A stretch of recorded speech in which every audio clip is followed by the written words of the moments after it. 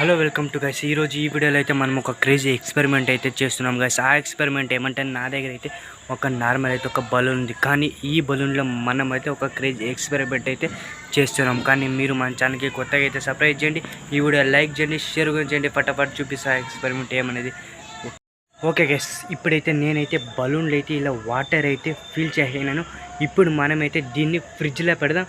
పెట్టినాక చూద్దాం ఇదైతే గడ్డ కట్టుకుంటున్నదో లేదా అనేది గైస్. ఓకే,